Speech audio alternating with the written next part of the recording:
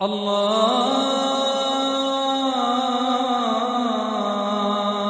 أكبر. الله الرحمن الرحيم وأقيموا الصلاة وآتوا الزكاة واركعوا مع الراكعين أتأمرون الناس بالبر وتنسون أنفسكم وأنتم تتلون الكتاب أفلا تعقلون واستعينوا بالصبر والصلاة وإنها لكبيرة إلا على الخاشعين الذين يظنون أنهم ملاقو ربهم وأنهم إليه راجعون صدق اللہ وَأَقِيمُوا الصَّلَاةَ اور قائم رکھو نماز اقیموا الصلاة وَآتُوا الزَّكَاةَ اور زکوٰۃ دیا کرو وَارْكَعُوا مَعَ الرَّاكِعِينَ اور جھکو جھکنے والوں کے ساتھ وَأَقِيمُوا الصَّلَاةَ وَآتُوا الزَّكَاةَ وَارْكَعُوا مَعَ الرَّاكِعِينَ اور نماز قائم کرو اور زکوٰۃ ادا کرو اور رکوع کرنے والوں کے ساتھ رکوع کرو اتأمرون الناس حمزہ استفہام کا کیا حکم کرتے ہو لوگوں کو بالبر نیک کام کا وتنسون انفسکم اور بھولتے ہو اپنے آپ کو انفسکم اپنے آپ کو وانتم تتلون الکتاب اور تم تو پڑھتے ہو کتاب افلا حمزہ استفہام کا کیا افلا تعقلون پھر کیوں نہیں سوچتے اتأمرون الناس بالبر وتنسون انفسکم وانتم تتلون الکتاب افلا تعقلون کیا تم لوگوں کو تو نیکی کا حکم دیتے ہو اور خود اپنے آپ کو بھول جاتے ہو حالانکہ تم کتاب کی تلاوت بھی کرتے ہو کیا تمہیں اتنی بھی سمجھ نہیں واستعینوا بالصبر والصلاۃ واستعینوا اور مدد چاہو صبر سے اور نماز سے وانھا لکبیرۃ اور یقیناً وہ بھاری ہے الا علی الخاشعین مگر عاجزوں پر خشوع کرنے والوں پر نہیں واستعینوا بالصبر والصلاۃ وانھا لکبیرۃ الا علی الخاشعین اور صبر اور نماز سے مدد حاصل کرو یہ بھاری ضرور ہیں مگر ان لوگوں کو نہیں جو خشوع سے پڑھتے ہیں یعنی عاجزی اور دھیان سے پڑھتے ہیں یہ کس قسم کے لوگ ہیں الذین یظنون یہ وہ لوگ ہیں جن کو خیال ہے جن کو یقین ہے کس بات کا انہم ملاقو ربہم کہ وہ روبرو ہونے والے ہیں اپنے رب کے وانہم الیہ راجعون اور یہ کہ ان کو اسی کی طرف لوٹ کر جانا ہے الذین یظنون انہم ملاقو ربہم وانہم الیہ راجعون جو اس بات کا خیال رکھتے ہیں کہ وہ اپنے پروردگار سے ملنے والے ہیں اور ان کو اسی کی طرف لوٹ کر جانا ہے الفاظ ذرا دیکھیں پہلی آیت میں اقیم الصلاۃ تم نماز قائم کرو نماز قائم کرنے سے مراد کیا ہے کہ تمام شرائط اور آداب کی رعایت کرتے ہوئے ہمیشگی سے پابندی سے نماز ادا کرنا اقامت قیام کا مطلب کیا ہے سیدھا کھڑا کرنا کہ وہ گر نہ جائے تو اس کا مطلب یہ ہے کہ وہ کہیں ٹوٹنے نہ پائے ہمیشہ ہو اور آداب اور شرائط کے ساتھ ہو اقیمو باب افعال سے ہے فعل امر ہے جمع مذکر حاضر کا صیغہ ہے اقامت اس کی مصدر ہے آتوا الزکاۃ تم لوگ زکوٰۃ دو یہ زکوٰۃ کیا چیز ہے صاحب نصاب جب عاقل ہو بالغ ہو تو مسلمان پر سال میں ایک مرتبہ پورے مال کا 40واں حصہ اللہ کے راستے میں خرچ کرنا فرض ہے اسی کو زکوٰۃ کہا جاتا ہے آتو باب افعال سے فعل امر ہے صیغہ جمع مذکر حاضر مصدر ایتا یہ اصل میں ایتایون تھا تا سے پہلے والے حمزہ کو یا سے اور آخر کی یا کو حمزہ سے بدل دیا اتأمرون الناس کیا تم لوگ دوسرے لوگوں کو نیکی کا حکم دیتے ہو یہ اگرچہ علماء کے بارے میں نازل ہوئی ہے جو اپنے مسلمان رشتہ داروں سے بعض مفسرین کہتے ہیں کہ یہ کہا کرتے تھے کہ محمد صلی اللہ علیہ وسلم جو دین لے کر آیا ہے یہ سچا ہے تم لوگ مانو اس کو لیکن خود نہیں مانتے تھے دنیا کے اغراض اور مقاصد کے لیے اتأمرون حمزہ استفہام کا ہے استفہام انکاری ہے یعنی تمہیں ایسا نہ کرنا چاہیے تأمرون باب نصرت سے فعل مضارع معروف صیغہ جمع مذکر حاضر ہے امر اس کی مصدر ہے بر کے معنی بھلائی نیکی نیک کام یہاں بر یعنی نیک کام سے مراد اللہ کے آخر نبی حضور صلی اللہ علیہ وسلم پر ایمان لانا مراد ہے تفسیر جلالین نے اس کو اسی طرح لکھا ہے तंसौना अनफुसकुम, तुम लोग अपने को भूल जाते हो। नसिया यंसा, निस्यान इसकी मसदर है, ये फ़ेल मुज़ारे मारूफ सिग़ा जम मुज़क्कर हाजिर। इस्ताईनु बिस्सब्र वस्सलाह, तुम लोग सब्र और नमाज से मदद चाहो। सब्र और नमाज से मदद चाहने का मतलब क्या है? ईमान लाने में जानी माली मुशक्क़त हो, उस पर सब्र करो और नमाज की पाबंदी करते रहो, इसलिए कि रंजो गम के दूर करने में नमाज बहुत मुअस्सिर है। इस्ताईनु बाब इस्तिफ़ाल से है, फ़ेल अमर सिग़ा जम मुज़क्कर हाजिर, इस्तिआनतुन इसकी मसदर है। यज़ुन्नून, वो लोग ख्याल करते हैं, वो लोग यकीन रखते हैं, यकीन के माने में है। बाब नसरा यंसुर से है, जम मुज़क्कर गायब का सिगा है, मारूफ का, मसदर इसका जन है। यहाँ जन यकीन के माने में है। मुलाक़ू रब्बिहिम, अपने रब से मुलाकात करने वाले हैं। मुलाक़ू ये असल में मुलाक़ूना है, नून इजाफत की वजह से गिर जाता है। बाब मुफ़ाअला से इसमें फ़ाइल का सिगा मुज़क्कर सालिम है। वाहिद इसकी मुलाक़िन है, जो असल में मुलाक़ियुन था। इससे पहले जैसे मैंने अर्ज़ किया था कि ये बनी इसराइल का वाक़या चल रहा है, तो बनी इसराइल को दावत दी जा रही है। इस पहले रुकू में तो इब्तिदाई जो आयतें कल हमने पढ़ी उसमें ईमानियात अकाइद की तरफ उनको दावत दी जा रही थी। यहाँ आमाल की तरफ, क्योंकि इस्लाम मजमुआ है ईमान और अमल सालिह का, ईमान की तरफ दावत हो गई, अब आमाल सालिह की तरफ दावत है। और ये भी कि वहाँ जो मीसाक इनसे अहद लिया गया था उसमें यह अहद था कि तुम मेरे साथ किए गए अहद को पूरा करो, मैं तुम्हारे साथ किए गए अहद को पूरा करूंगा। तो उनके साथ उनका किया गया अहद क्या था कि वो ईमान लाएंगे अल्लाह पर, उसके रसूलों पर, खासकर हुजूर नबी अकरम सल्लल्लाहु अलैहि वसल्लम के ऊपर, और उसके बाद नमाज कायम करेंगे, ज़कात दिया करेंगे, वगैरह आमाल का भी उनसे अहद लिया गया था। तो उसमें ईमानियत का जिक्र तो हो गया। अब यहाँ आमाल का है कि वह अकीमुस्सलाह, और नमाज कायम करो। और ये जैसे पहले मैंने बताया कि इकामत का मतलब होता है तमाम शराइत के साथ की रियायत रखते हुए कायम रखना नमाज को, इसको इकामत सलात कहते हैं। कुरान में अद्दुस्सलाह, नमाज अदा करो का नहीं कहा गया है, इकामत का कहा गया है हमेशा से। और जहां अल्लाह रब्बुल इज्जत ने वहदानियत का जिक्र किया है, तौहीद का जिक्र किया है, तो आमाल में सबसे पहले नमाज का हुक्म दिया गया है, क्योंकि ये दीन का अहम रुकन है। अस्सलातु इमादुद्दीन, कि नमाज दीन का सुतून है। फरमाया कि मन अकामहा फ़क़द अकामद्दीन, जिसने नमाज को कायम किया उसने दीन को कायम किया। वमन हदिमहा फ़क़द हदिमद्दीन, और कमा क़ाल अलैहिस्सलाम, कि जिसने इसको गिराया, नमाज को गिराया, गोया कि इसने दीन को मुनहदिम किया।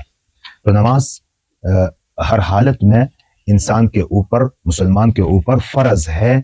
और वो इस तरह के अगर खड़े होने की ताकत ना भी हो तो बैठ कर पढ़ी जाएगी, बैठ कर भी ताकत ना हो तो इशारे से पढ़ी जाती है। हालत जंग में भी नमाज माफ नहीं है। तो किसी भी सूरत नमाज माफ नहीं होती, तो इसका मतलब है कि इसको कायम करना इंतहाई जरूरी है, दीन का अहम जुज है। वह आतु ज़कात, और जहां नमाज का हुक्म होता है अमाल में, वहां फौरत माली इबादत में ज़कात का भी जिक्र किया जाता है। ज़कात जैसे पहले मैंने अर्ज किया कि आदमी साहिब निसाब हो, साल उस पर गुजरे, तो उसके ऊपर 40वां हिस्सा ज़कात देना लाजिम होता है, उसी को ज़कात कहते हैं। वरकऊ मअर राकिईन, और रुकू करने वालों के साथ रुकू करो। अब इन लोगों ने नमाज भी छोड़ दी थी, अपनी तरतीब दी थी उसको, ज़कात देना भी छोड़ दिया था, और रुकू, अब नमाजें पढ़ते भी तो ऐसे थे कि रुकू को इसने शार्ट किया हुआ था, रुकू को इन्होंने निकाल दिया था नमाज से। और यहाँ ये भी है कि वरकऊ मअर राकिईन में जमात के साथ नमाज पढ़ने का हुक्म है। यही वजह है कि बहुत सारे सहाबा जमात के साथ नमाज पढ़ने को वाजिब करार देते हैं, क्योंकि हुजूर सल्लल्लाहु अलैहि वसल्लम ने फरमाया कि ला सलात लिजारिल मस्जिद इल्ला फी मस्जिद, कि जो मस्जिद के अड़ोस पड़ोस में है उसकी नमाज मस्जिद के बगैर नहीं होती। ये मस्जिद का भी हक है और जमात का भी हक है।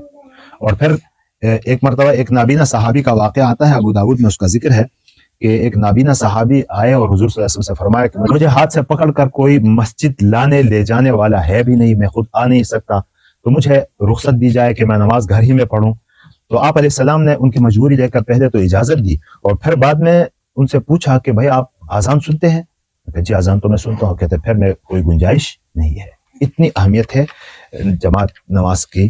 तो यहाँ तो हुजूर सल्लल्लाहु अलैहि वसल्लम ने एक दफ़ा तो ये भी फरमाया कि मेरा दिल चाहता है कि नमाज जमात खड़ी हो और मैं उन लोगों के घर जाऊं जो घरों में नमाज पढ़ते हैं, और उनके घरों को जला दूं जमात छोड़कर। अतअमुरून अन्नास बिलबिर, क्या तुम लोगों को नेक काम करने का हुक्म देते हो और खुद अपने आप को भूल जाते हो, हालांकि तुम किताब पढ़ते हो, यानी तौरात तुम पढ़ते भी हो। क्या इतनी बात भी तुम्हारी समझ में नहीं आती?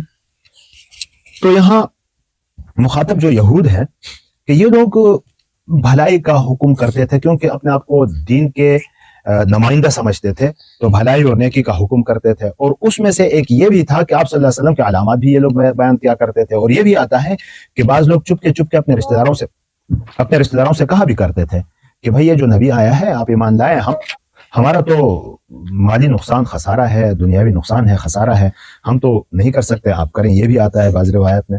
تو یہاں ان سے کہا گیا کہ خود تو تم کرتے نہیں، اور بھلائی کا بھی جو حکم تم کرتے ہو خود اس کے خلاف چلتے ہو، تو کیا تم بھلائی کا حکم دوسروں کو دیتے ہو اور خود سب کچھ پتہ ہونے کے باوجود بھی تم عمل خود نہیں کرتے؟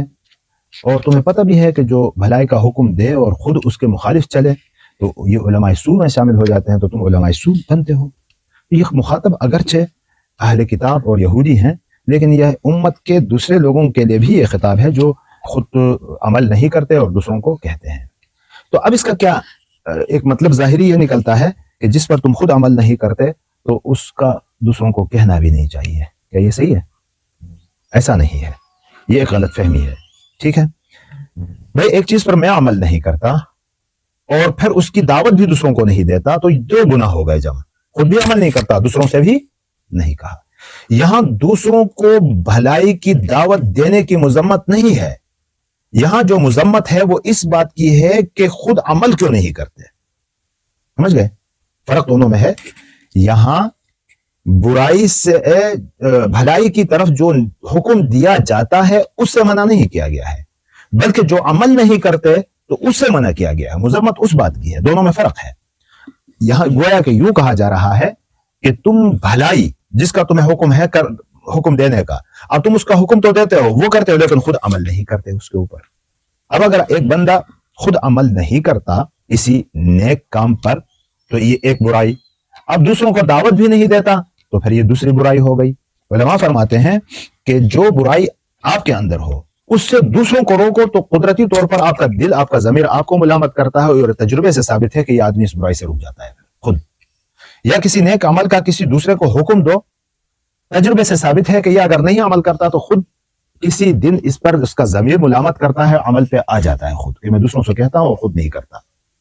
تو اس بات کو سمجھنا چاہیے کہ اگر ہم یہ کہہ دیں کہ بھائی جو بھلائی تمہارے اندر نہیں ہے دوسروں کو بھی حکم نہ دو، تو اس کا مطلب تو یہ ہو گیا کہ بہت ساری بھلائیاں ایسی ہیں جو لوگوں سے چھٹی ہوئی ہیں، تو اب ان کی دعوت بھی نہ دی جائے تو دین تو ختم ہو گیا، پھر تو کسی چیز کی دعوت نہیں رہے گی، کیونکہ کامل عمل تو انبیاء کا تھا، صحابہ کرتے تھے، باقی تو اور کوئی دعویٰ نہیں کر سکتا۔ تو یہ فرق سمجھنا چاہیے کہ عمل کی طرف دعوت دینا ایک کام، عمل کرنا دوسرا کام۔ اب عمل نہیں کیا ایک گناہ، دعوت نہیں دی دوسرا گناہ، یہ دونوں گناہ جمع ہو جائیں گے۔ تو اور یہاں جو منع کیا گیا ہے وہ اس بات سے منع نہیں کیا ہے کہ تم عمل نہیں کرتے تو دعوت بھی مت دو، ایسا نہیں کہا ہے، بلکہ جو عمل نہیں کیا جا رہا ہے اس کی برائی بیان کی جا رہی ہے۔ سمجھ گئی؟ وَاسْتَعِينُوا بِالصَّبْرِ وَالصَّلَاةِ، اور مدد مانگو صبر اور نماز کے ذریعے۔ دیکھو جو برائیوں کی جڑ ہوتی ہے نا وہ کیا ہے؟ مال دولت کی حرص ہے اور منصب اور عہدے کا لالچ ہے۔ یہ دو چیزیں ایسی ہیں کہ جو انسان کو کیا کرتی ہے؟ اچھائی اور نیکی سے روکتی ہے۔ تو اب اگر اس قسم کے کوئی حالات آپ کے اوپر ہیں تو صبر سے کام لو۔ صبر کا مطلب ڈٹے رہو اپنے اعمال پر، جو تکلیفیں آئی ان کو برداشت کرو۔ جب صبر سے کام لوگے تو مال کی حرص تمہارے اندر سے ختم ہو جائے گی، اور اگر نماز پڑھو گے تو اس میں عاجزی ہے، اللہ کے سامنے جھکنا ہوتا ہے، اپنے آپ کو چھوٹا سمجھنا ہوتا ہے۔ جب اپنے آپ کو چھوٹا سمجھ کے اللہ کو بڑا سمجھ کے دنیا میں کام کرو گے تو پھر عہدے اور منصب کی لالچ بھی ختم ہو جائے گی۔ اور نماز کی تو ایسے بھی خاصیت ہے کہ ان الصلاۃ تنہی عن الفحشاء والمنکر، یہ تو خود ہی ان چیزوں کو ایک دن ضرور ختم کر دیتی ہے۔ تو فرمایا کہ اگر تمہیں ان چیزوں میں مشقت معلوم ہو رہی ہو تو استعانت، اللہ سے مدد مانگو صبر کے ذریعے اور نماز کے ذریعے۔ اسے یہ بات بھی معلوم ہو گئی کہ نماز اور صبر اللہ کی مدد کو کھینچنے والی چیزیں ہیں، آپ کی طرف کھینچنے والی چیزیں ہیں۔ وَإِنَّهَا لَكَبِيرَةٌ، اور یہ بھاری ہے، مشکل ہے۔ کیوں؟ کہ یکدم آدمی جاہو منصب اور دولت، پیسہ، ان اغراض دنیاوی لالچوں سے یکدم چھوٹ جائے، یہ بہت مشکل کام ہوتا ہے۔ إِلَّا عَلَى الْخَاشِعِينَ، سوائے ان کے کہ جن کے دلوں میں عاجزی ہو، جن کے دلوں میں دھیان ہو، اللہ کی طرف دھیان ہو، جن کے دلوں میں عاجزی ہو، تو یہ ان لوگوں کے لیے پھر یہ بھی بھاری نہیں ہوتی. جو عاجزی کے ساتھ نماز پڑھتا ہے نا آدمی کے اندر، پھر یہ چیزیں کیفیات پیدا بھی ہو جاتی ہیں. اور یہ خاشعین کس قسم کے لوگ ہیں؟ الذین یظنون انہم ملاقو ربہم، ان کا یہ یقین ہوتا ہے کہ ہمیں اللہ سے ملنا ہے، ایک دن رکھا ہوا ہے جس میں ہم اللہ سے ملیں گے. وانہم الیہ راجعون، وہ ان کی طرف سب لوٹ کے جائیں گے اللہ کی طرف.